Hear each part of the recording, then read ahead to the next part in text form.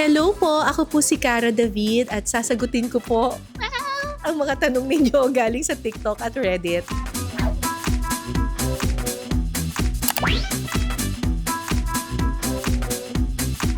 Wow!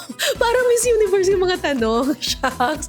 Pinaka-importanting lesson na natutuhan ko kay Ma'am Jessica ay mag-commute ka.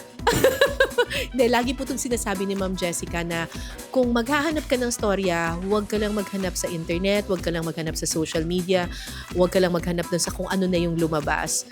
Go out. Go to the grassroots areas, go to the ground, as in, mag-commute ka kung kailangan para makuha mo talaga yung pulso ng mga tao.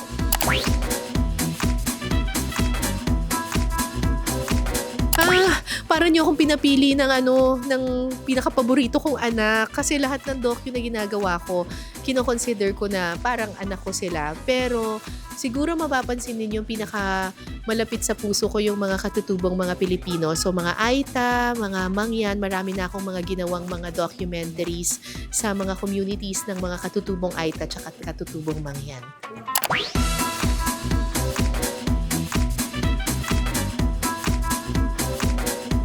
Pinaka-challenging, yung talagang pinaka-natakot siguro ako, nung pinagawa ako ng documentary long time ago sa Basilan at the height of yung mga Abu Sayyaf, ganon.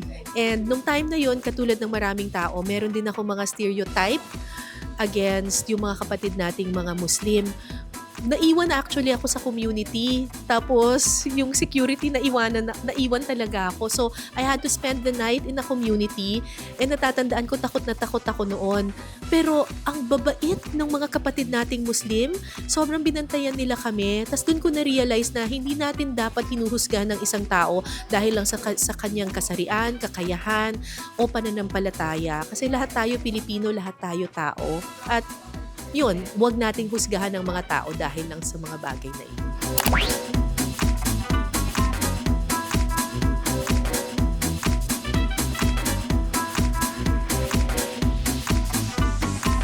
Ang mission naman namin sa lahat ng docus na ginagawa namin ay maging instrumento sana ng pagbabago yung aming mga documentaries. So sa mga nakakakilala po sa akin, alam niyo po siguro na more than 20 years na po akong merong scholarship foundation. So yung dalawang bata po doon sa Kapalit ng Katahimikan, happy to report to you na nag-aaral na po sila and we are helping them with counseling and with their studies and hopefully sana magkaroon pa rin sila ng maayos at magandang kinabukasan sa kabila ng madilim nilang nakaraan.